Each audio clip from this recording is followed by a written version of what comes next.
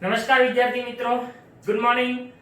ગયા લેક્ચરની અંદર આપણે પ્રકરણ નંબર 10 પ્રકાશ, પરાવર્તન અને વક્રીભવન એની અંદર થોડી પ્રકાશના સ્વરૂપની માહિતી મેળવી હતી. વાસ્તવિક અને આભાસી પ્રતિબિંબ કોને કહેવાય એની માહિતી મેળવી હતી. હવે આજના આપણા ટોપિકની અંદર આપણે શરૂઆત કરવાની છે પરાવર્તનથી. કે પરાવર્તન એટલે શું? મેં તમને કીધું હતું એમ કે આ પ્રકરણ બે ભાગમાં વહેંચાયેલું છે. પહેલો ભાગ પરાવર્તન અને બીજો ભાગ વક્રીભવન છે. તો આપણે પહેલા ભાગ પરાવર્તનથી શરૂઆત કરીએ. પરાવર્તન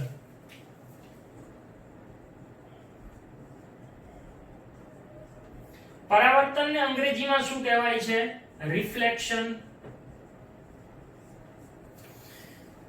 પરાવર્તન એટલે શું? ધારો કે આપણે મેં તમને આની પહેલા પણ ઉદાહરણ આપ્યું હતું કે એક બોલ લઈએ, એને આપણે દીવાલ સાથે અથડાવીએ અને દીવાલ સાથે અથડાઈને પાછો આપણી તરફ આવે છે. એમ જ્યારે કોઈ પ્રકાશને આપણે કોઈ વસ્તુ પર આપાત કરીએ અને એ વસ્તુની સપાટી પરથી પાછો ફેંકાય અથડાઈને, તો એ પાછો ફેંકાવાની ઘટનાને પ્રકાશનું પરાવર્તન તરીકે ઓળખવામાં આવે છે. આપણે એવું જોઈ ગયા કે જો પરાવર્તન થાય છે તો જ આપણે વસ્તુઓને જોઈ શકીએ છીએ. જો પરાવર્તન ન થતું હોત ને તો સમગ્ર દુનિયામાં અંધારું હોત, માત્ર પ્રકાશ ઉદ્ગમ સિવાય. અચ્છા, પ્રકાશ ઉદ્ગમ એટલે કે જેમાંથી પ્રકાશ નીકળતો હોય એટલા ભાગો, એ વિસ્તારોમાંથી જ આપણને પ્રકાશ દેખાય, બાકી બધે અંધકાર હોત. પરંતુ આપણે કુદરતનો આભાર માનીએ કે પરાવર્તન જેવી ઘટના બનાવી, જેને પરિણામે આપણી આસપાસની જે દ્રશ્ય ઘટનાઓ છે એને આપણે નિહાળી શકીએ છીએ. તો આ પરાવર્તન એટલે શું એની આપણે વ્યાખ્યા લખીએ કે વસ્તુ કે પદાર્થની સપાટી પરથી પ્રકાશ પાછો ફેંકાવાની ઘટનાને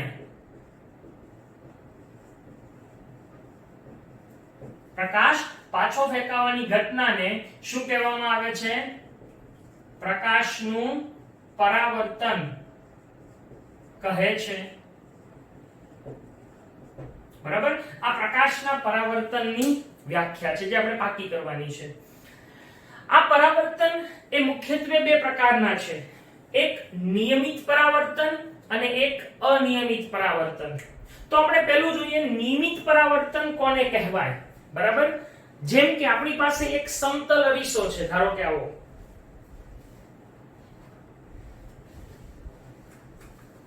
આવો એક આપણી પાસે સમતલ અરીસો છે. બરાબર?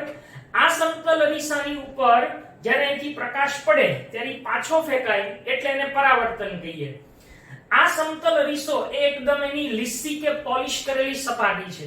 એવી લીસી પોલિશ કરેલી કે ચળકતી સપાટી હોય એના ઉપર જ્યારે પ્રકાશનું સમાંતર કિરણપુંજ આપાત કરવામાં આવે. હવે કિરણપુંજ એટલે શું આપણે ગયા લેક્ચરમાં જોઈ ગયા કે કિરણોના સમૂહને કિરણપુંજ કહેવાય. તો આ જે કિરણોનો સમૂહ આની ઉપર જ્યારે સમાંતર આપાત થાય અને પરાવર્તન પામીને પણ ચોક્કસ દિશામાં એટલે કે સમાંતર જ જાય, તો આવા પ્રકારનું જે પરાવર્તન છે એને નિયમિત પરાવર્તન તરીકે ઓળખવામાં આવે છે.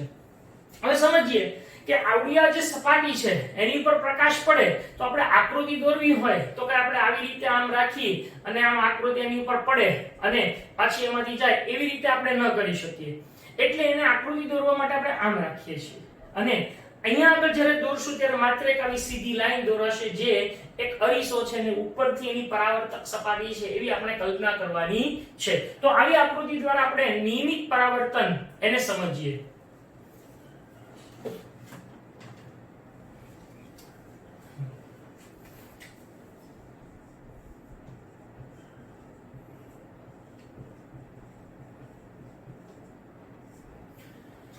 ધારો કે આ લીસી અથવા તો પોલિશ કરેલી સપાટી છે ઉપરથી અને આ એની અપારદર્શક સપાટી છે એટલે આપણે આ રીતે દોરવું પડે.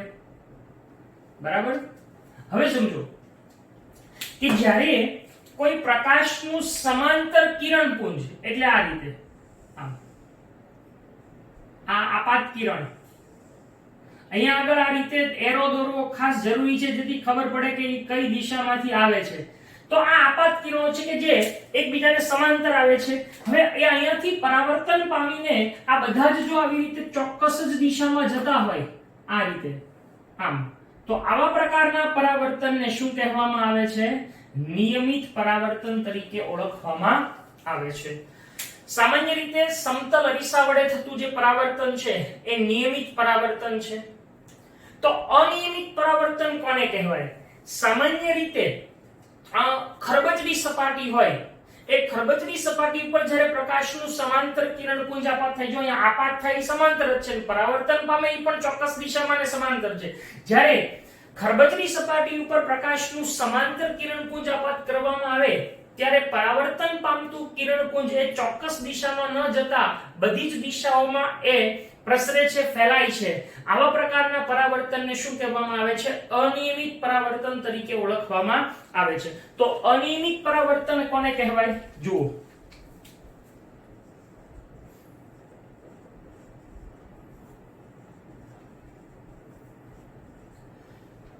કે જ્યારે સપાટી છે એ આવી ખરબચડી છે,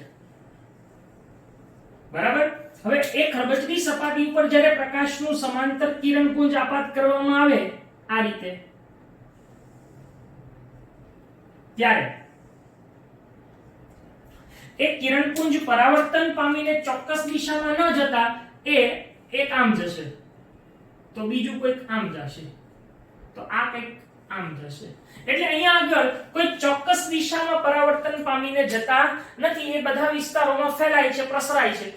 તો આવા પ્રકારના પરાવર્તનને અનિયમિત પરાવર્તન કહેવાય છે. આપણે આપણી આસપાસની જે કઈ ચીજ વસ્તુઓને જોઈ શકીએ છીએ, નિહાળી શકીએ છીએ, બધા પરથી અનિયમિત પરાવર્તન થાય છે. જેમ કે ટેબલ હોય, પુસ્તક હોય કે ખુરશી હોય, આ બધા ઉપરથી થતું પરાવર્તન ઈ કેવું પરાવર્તન છે? અનિયમિત પરાવર્તન તરીકે ઓળખાય છે. તો આમ નિયમિત અને અનિયમિત પરાવર્તન કોને કહેવાય એ આપણને અહીંયા આવો પ્રશ્ન પૂછી શકે કે પરાવર્તનના પ્રકારો આકૃતિસર સમજાવો. તો અહીંયાની વ્યાખ્યાઓ પણ લખીએ અને ઉદાહરણ દ્વારા આપણે સમજીએ. તો નિયમિત પરાવર્તન કોને કહેવાય? તો કે જ્યારે પ્રકાશનું સમાંતર કિરણપુંજ કેવી સપાટી ઉપર? ચળકતી, લીસી કે પોલિશ કરેલી સપાટી પર આપાત કરવામાં આવે ત્યારે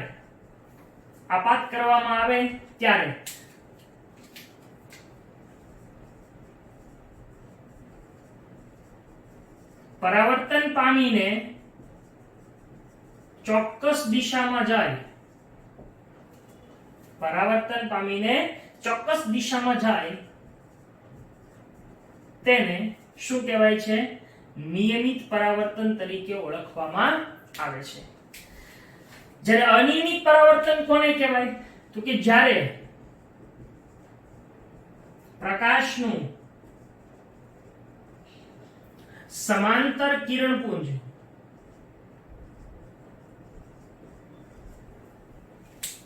કેવી સપાટી ઉપર? ખરબચડી સપાટી પર શું કરવામાં આવે છે? આપાત કરવામાં આવે છે ત્યારે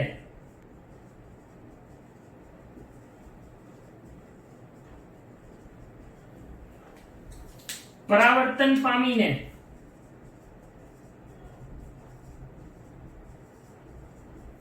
કોઈ ચોક્કસ દિશામાં ન જતા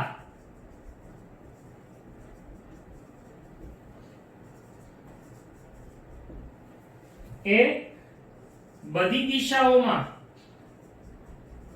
પ્રસરણ પામે છે.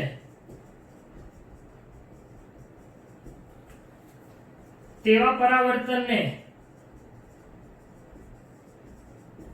કેવું પરાવર્તન કહેવાય છે? અનિયમિત પરાવર્તન તરીકે ઓળખવામાં આવે છે. અચ્છા, આનું ઉદાહરણ શું છે? તો કે ઉદાહરણ તરીકે સમતલ અરીસા વડે થતું પરાવર્તન,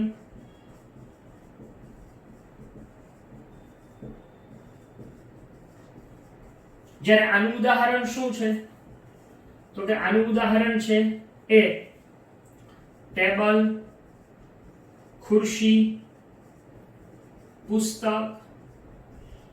વગેરે પરથી થતું પરાવર્તન. તો આ રીતે નિયમિત અને અનિયમિત પરાવર્તન છે એ જોવા મળે છે. હવે પછી આપણે આની પછીના ટોપિકની અંદર જોવાનું છે પરાવર્તનના નિયમો. પણ પરાવર્તનના જે નિયમો છે એને સમજતા પહેલા આપણે કેટલાક પારિભાષિક શબ્દોની સમજૂતી મેળવીએ જેથી આપણે જે નિયમો છે વધારે સારી રીતે સમજી શકીએ. તો આપણે પહેલા એ બે પારિભાષિક શબ્દો આપાત કોણ અને પરાવર્તન કોણ છે એને સમજીએ અને ત્યાર પછી આપણે પરાવર્તનના નિયમો જોઈએ.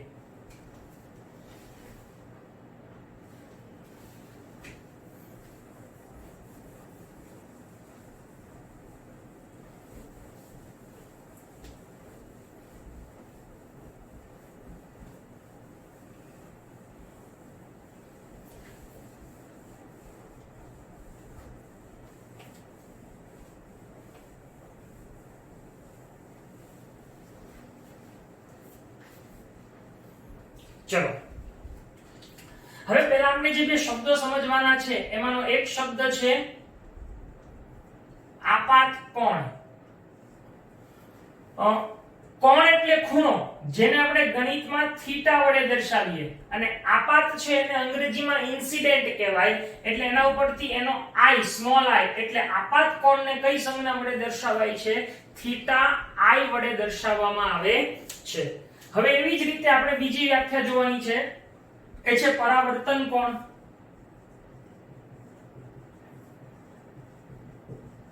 પરાવર્તનને હમણાં કીધું એમ અંગ્રેજીમાં રિફ્લેક્શન કહેવાય. કોણ એટલે ખૂણો એને થીટા કહેવાય. એટલે પરાવર્તન કોણને શેના વડે દર્શાવાય છે થીટા આર વડે દર્શાવવામાં આવે છે. હવે આપાત કોણ અને પરાવર્તન કોણ કોને કહીએ તો આપણે એક આકૃતિ દ્વારા સમજૂતી મેળવીએ કે આપણી પાસે એક આ સમતલ અરીસો છે. અહીંયા આગળ એની અપારદર્શક સપાટી છે. હવે જોઈએ કે આ આપણી શું છે સપાટી. ઓકે. હવે જો અહીંયા આગળ કોઈ પ્રકાશનું કિરણ આપાત કરવામાં આવે આમ તો આ કિરણને આપણે શું કહીએ છીએ આપાત કિરણ. ઓકે. આપાત કિરણ સપાટી ઉપર અહીંયા કોઈ એક બિંદુએ આપાત થતું હશે એ બિંદુને કહેવામાં આવે છે આપાત બિંદુ. હવે જુઓ આ સપાટી છે એની સાથે આપાત બિંદુમાંથી જો એક લંબ દોરીએ, લંબ એટલે 90 અંશનો ખૂણો બનતો હોય એવો એક લંબ દોરીએ તો આપણને એ લંબ આવો જોવા મળશે. આ લંબ છે. તો જ્યારે લંબ દોર્યો ત્યારે આ આપાત કિરણ અને લંબની વચ્ચે જે અહીંયા ખૂણો બન્યો આ ખૂણો અહીંયા જે જોવા મળે છે એ ખૂણાને શું કહેવાય છે આપાત કોણ. કોણે બનાવ્યો આપાત કિરણે. કોની સાથે લંબ સાથે. તો આવા ખૂણાને શું કહેવામાં આવે છે આપાત કોણ તરીકે ઓળખવામાં આવે છે. તો આપાત કોણ એટલે શું એની વ્યાખ્યા આપણે આપીએ તો આમ થશે આપાત કિરણે આપાત બિંદુએ સપાટીને દોરેલા લંબ સાથે બનાવેલા ખૂણાને આપાત કોણ તરીકે ઓળખવામાં આવે છે. એટલે કે ખરેખર આ આપાત કોણ શું છે આપાત કિરણ અને લંબની વચ્ચે બનતો ખૂણો છે. યાદ રાખજો સપાટી અને આપાત કિરણ વચ્ચેનો ખૂણો નહીં, લંબ અને આપાત કિરણ વચ્ચેના ખૂણાને શું કહેવાય છે આપાત કોણ કહેવાય છે. તો આપાત કોણની વ્યાખ્યા લખું છું કે આપાત કિરણે આપાત બિંદુએ સપાટીને દોરેલા લંબ સાથે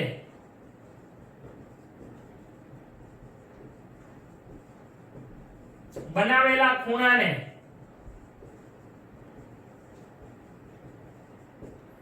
શું કહે છે આપાત કોણ એટલે કે થીટા આઈ તરીકે ઓળખવામાં આવે છે. હવે આપણે જોઈએ પરાવર્તન કોણ. તો સ્વાભાવિક રીતે આ જો આપાત કિરણ હોય તો અહીંયાથી કિરણ અથડાઈને પાછું ફેંકાઈને આમ જશે. હવે ઈ જ્યારે પરાવર્તન પામે છે ત્યારે આ આપણા માટે પરાવર્તિત કિરણ છે. આ બરાબર આ આપણા માટે શું છે? પરાવર્તિત કિરણ. હવે જુઓ, તો જ્યારે પરાવર્તિત કિરણ દોર્યું ત્યારે પરાવર્તિત કિરણ અને લંબ વચ્ચે પણ અહીંયા આપણને ખૂણો જોવા મળે છે આ. તો આ ખૂણાને શું કહેવાય છે? પરાવર્તન કોણ. એટલે કે એને શું કહેશું આપણે? Theta R. તો હવે એની વ્યાખ્યા છે ને આના ઉપરથી જ છે. પરાવર્તિત કિરણે આપાત બિંદુએ, જો અહીંયા પરાવર્તિત બિંદુ ન આવે, હા, કારણ કે આપાત બિંદુએથી જ પરાવર્તન થાય, એવું કહી શક્ય બને કે આ સપાટી છે, અહીંયા આપાત કિરણ, અહીંયા આપાત થયું અને અહીંથી આમ પરાવર્તન થાય. હવે બે બિંદુ ભેગા હોઈ શકે, છૂટા છૂટા હોઈ શકે નહીં. એટલે અહીંયા આપણે બિંદુ આપાત જ આવશે, પરાવર્તિત બિંદુ એવો શબ્દ આવશે નહીં.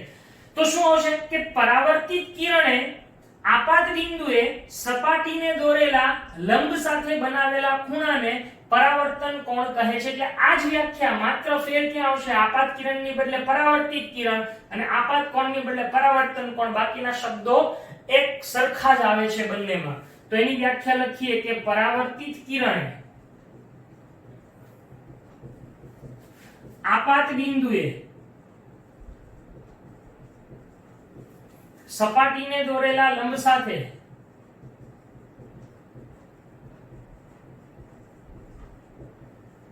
બનાવેલા ખૂણાને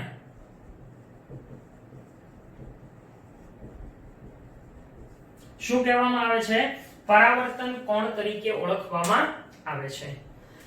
આમ આપાત કોણ અને પરાવર્તન કોણ છે ઈ જો વ્યાખ્યાઓ સ્પષ્ટ થાય તો હવે આના ઉપરથી આપણે પરાવર્તનના નિયમો સમજવાના છે. તો પરાવર્તનના નિયમો,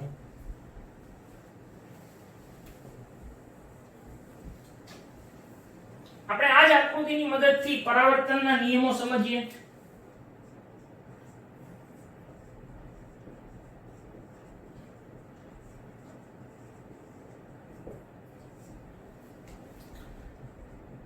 બહુ સરળ નિયમો છે. પહેલો નિયમ તો ખૂબ સરળ છે. હું તમને અહીંયા એક ઉદાહરણ આપું તો તમે નિયમ તમારી જાતે પણ બનાવી શકશો. જેમ કે એવું કહેવાય છે કે જો આ ખૂણો છે થીટા આઈ, એટલે કે આ ઈ 30 અંશનો હોય ને તો આ પણ 30 અંશનો જ હોય. જો આ થીટા આઈ છે ઈ 40 અંશનો હોય તો આ પણ 40 અંશનો જ હોય. જો થીટા આઈ 50 અંશનો હોય તો આ પણ 50 અંશનો હોય. ઊંધું, જો આ 60 અંશનો હોય તો આ પણ 60 અંશનો હોય. પણ જો આ થીટા આઈ છે ઈ કદાચ 70 અંશનો હોય ને તો આ 70 નો જ હોય. હો, બરાબર છે. એટલે હવે આના ઉપરથી આપણને શું ખબર પડશે? તો કે સિમ્પલ છે કે આ બે જુઓ તો આની કિંમત સરખી છે. એનો મતલબ કે આપાત કોણ અને પરાવર્તન કોણના માપ હંમેશા સમાન હોય છે. એને પરાવર્તનનો પહેલો નિયમ કહેવાય છે. તો પહેલો નિયમ એ શું દર્શાવે છે? આપાત કોણ થીટા આઈ અને પરાવર્તન કોણ થીટા આર ના માપ હંમેશા સમાન હોય છે. અચ્છા, આને આપણે જો સાંકેતિક રીતે લખીએ તો શું લખી શકાય? તો આમ લખી શકાય કે theta I is equal to theta R. આ યાદ રાખજો. હવે બીજો જે નિયમ છે એ આપણે સમજીએ. અચ્છા, બીજા નિયમમાં એવું કહે છે કે ધારો કે તમે એક કોઈ કાગળ લઈ લો, બરાબર છે? આપણે એક પ્રવૃત્તિ દ્વારા સમજીએ. ધારો કે આપણે એક કાગળ લઈએ. અચ્છા, એક કાગળની ઉપર આપણે આવી રીતે, આ માની લો કે આપણો કાગળ છે. અચ્છા, અહીંયા મેં આવી રીતે આમ દોર્યું. આ આપણું માટે આપાત કિરણ છે, બરાબર? હવે અહીંયા આપાત બિંદુ હશે, અહીંયા હું લંબ દોરું. હવે અહીંયા આગળ જો હું આ રીતે આ રાખીશ, આ અરીસો રાખું, તો મને આમાંથી પરાવર્તન પામતું કિરણ છે એ આમાં તે અરીસામાં મને આમ જતું દેખાશે, આમ. તો હું એ કાલ્પનિક રીતે દોરીશ તો એ અહીંયા જ આવશે. અચ્છા, લંબ પણ અહીંયા જ આવશે. આપણે આકૃતિ દોરીને સમજૂતી મેળવીએ. જુઓ કે અહીંયા શું બન્યો? લંબ બન્યો અને અહીંથી પરાવર્તન કિરણ બન્યું, આ પરાવર્તિત કિરણ. તો આ આપાત કિરણ હોય, પરાવર્તિત કિરણ હોય કે લંબ હોય, એ ત્રણેય એક જ સમતલમાં આવ્યા કે નહીં આકૃતિમાં? તો એ બીજો નિયમ છે કે આપાત કિરણ, પરાવર્તિત કિરણ અને આપાત બિંદુએ સપાટીને દોરેલો લંબ ત્રણેય એક જ સમતલમાં આવેલા હોય છે અને બીજી એક વાત મારે અહીંયા વધારાની કેવી છે કે આપાત કિરણ અને પરાવર્તિત કિરણ એક જ માધ્યમમાં હોય. જો અહીંયા માધ્યમ નથી બદલાતું, અહીંયા હવામાંથી હવામાં જ આવે છે. ઓકે, તો આમ પરાવર્તિત કિરણ અને આપાત કિરણ અને લંબ એ ત્રણેય એક જ સમતલમાં હોય છે. અને બીજું કે ભાઈ લંબની સામસામી બાજુએ, આપાત કિરણ અને પરાવર્તિત કિરણ હંમેશા લંબની સામસામી બાજુએ હોય છે. આ ખાસ યાદ રાખવાનું છે. તો નિયમ નંબર 2 શું દર્શાવે છે?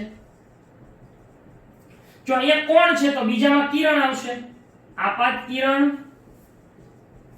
પરાવર્તિત કિરણ અને આપાત બિંદુએ સપાટીને દોરેલો લંબ શેમાં હોય છે? એક જ સમતલમાં હોય છે. હવે હું થોડી વધારાની વાત લખું છું કે આપાત કિરણ અને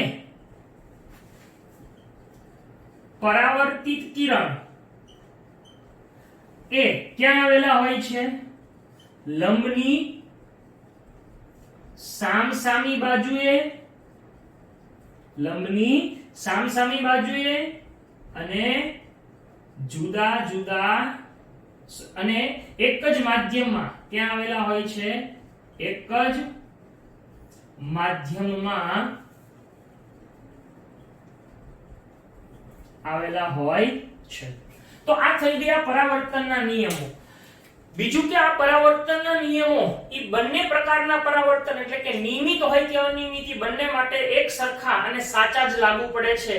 એ નિયમમાં કોઈ ફેરફાર થતો નથી. એટલે દરેક પ્રકારના પરાવર્તન માટે આ બંને નિયમો છે ઈ લાગુ પડે છે અને સાચા હોય છે. હવે અહીંયા આગળ તમને કેટલાક પ્રશ્નો બહુ પૂછાય છે. આમાંથી એક વાક્યના પ્રશ્નો કે એમસીક્યુ ના સ્વરૂપમાં જે પ્રશ્નો પૂછાય છે આ આપાત કોણ અને પરાવર્તન કોણ ઉપરથી બહુ અગત્યના પ્રશ્નો પૂછાય છે. તો આપણે પહેલા એ જોતા જઈએ. એ ખાસ ધ્યાન રાખજો, બહુ સમજવાની વાત છે.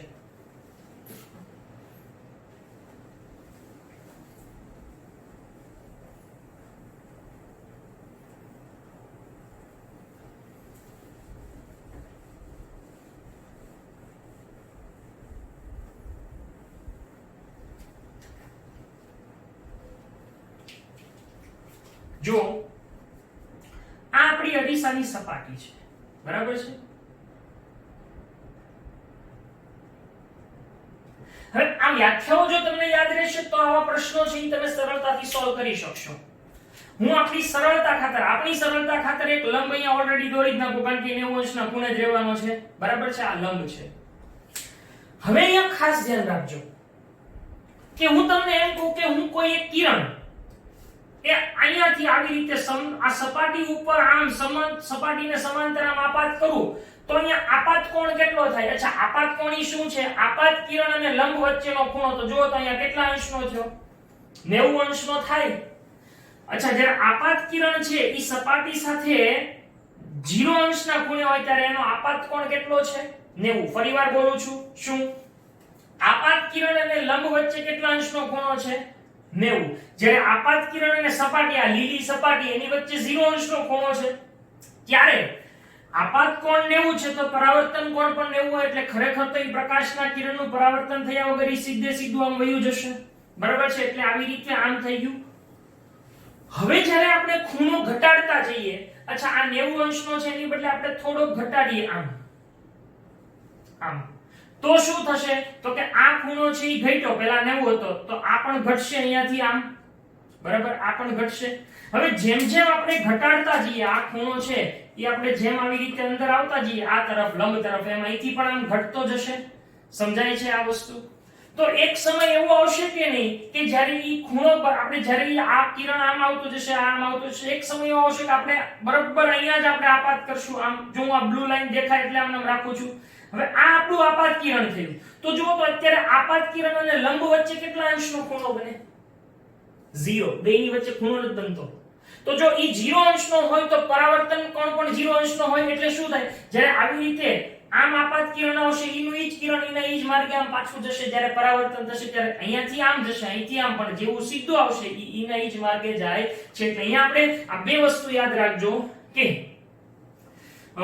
ખાસ કરીને આપાત કિરણ એ સપાટી સાથે અને લંબ સાથે કેવી રીતે ખૂણો બનાવે.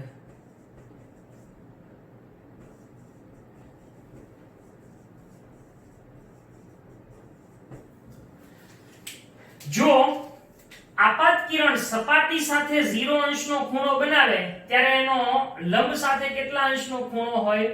90 અંશનો. હવે બીજું કે જો તો અહીંયા લંબ સાથે 0 અંશ છે ત્યારે એ સપાટી ઉપર કેટલા અંશના ખૂણે આપાત થશે? 90 અંશના ખૂણે. એટલે અહીંયા ઊંધું હોય કે સપાટી સાથે એ 90 અંશના ખૂણે આપાત થાય ત્યારે લંબ સાથે એ કેટલા અંશનો ખૂણો બનાવતું હોય છે?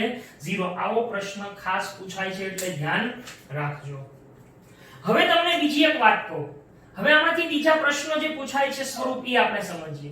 ચાલો, એક વસ્તુ ક્લિયર થઈ ગઈ કે આ ખૂણો 90 અંશનો છે, આ આટલો 90 અંશનો છે, બરાબર છે. હવે બરાબર સમજો તો આ 90 અંશનો હશે એટલે આટલો પણ 90 અંશનો હોય તો જ આ 180 અંશનું આખું સપાટી થશે, બરાબર. હવે એમ કહે છે તમને કે આ આપાત કિરણ છે, સમજો બરાબર, આ આપાત કિરણ છે ઈ લંબ સાથે ઈ 70 અંશનો ખૂણો બનાવતું હોય તો સપાટી સાથે કેટલા અંશનો ખૂણો હોય? તો કે સિમ્પલ છે કે 90 માંથી 70 બાદ થાય તો કેટલા વધે? 20. તો એનો સપાટી સાથે 20 અંશનો ખૂણો હોય. પણ આમાં પ્રશ્ન કેમ પૂછે ખબર? આમ કે જો આપાત કિરણ એ લંબ સાથે 70 અંશનો ખૂણો બનાવતું હોય તો પરાવર્તિત કિરણ એની તરફની સપાટી સાથે કેટલા અંશનો ખૂણો બનાવે? તો આ 20 નો જોઈએ, કારણ કે આ તો 70 નો હોવાનો જ તે. ખ્યાલ આવે છે? કારણ કે આ બે હંમેશા સરખા હોવાના. ઓકે, હવે તમને આવો પ્રશ્ન પૂછાય, બરાબર, આવો પ્રશ્ન પૂછાય, આમ આ લંબ છે કે આ આપાત કિરણ છે, ઈ આપાત કિરણ લંબ સાથે 50 અંશનો ખૂણો બનાવે. સમજો બરાબર, 50 અંશનો ખૂણો બનાવે તો આપાત કિરણ અને પરાવર્તિત કિરણ વચ્ચે કેટલા અંશનો ખૂણો બને? એટલે આ ટોટલ કેટલો થાય? તો કે 100 અંશ થાય. શું કામ? તો કે આ 50 જ હોવાનો. ઓકે, તો તમને આવા પ્રકારના પ્રશ્નો પૂછાય. અચ્છા, સપાટી સાથેનો ખૂણો કે તો આ અને લંબ સાથેનો ખૂણો કે તો આ ખાસ યાદ રાખજો, આ સપાટી સાથેના લંબ સાથે. એટલે આમ આવા પ્રકારના પ્રશ્નો આપણને એક વાક્યમાં પૂછી શકે છે. એટલે આને બરાબર કાળજીપૂર્વક સમજજો અને આ એક કોન્સેપ્ટ પણ ખાસ યાદ રાખજો, બરાબર છે. તો અહીંયા આગળ પરાવર્તનના નિયમો અને આપાત કોણ અને પરાવર્તન કોણની વાત આપણે પૂરી કરીએ છીએ. આવતા લેક્ચરની અંદર આપણે જે મુખ્ય સમજવાનું છે એ સમતલ અરીસા વડે પ્રકાશનું પરાવર્તન. આપણે જે રોજિંદા જીવનમાં આપણું ચહેરો જોવા જે અરીસાનો ઉપયોગ કરીએ છીએ એના વડે રચાતું પ્રતિબિંબ કેવું હોય, કેવી રીતે રચાય અને એની લાક્ષણિકતાઓ શું છે, એની બધી જ ચર્ચાઓ આપણે આની પછીના લેક્ચરની અંદર કરવાના છીએ. તો આજના લેક્ચરમાં આપણે અહીંયા સુધી રાખીએ છીએ. Thank you.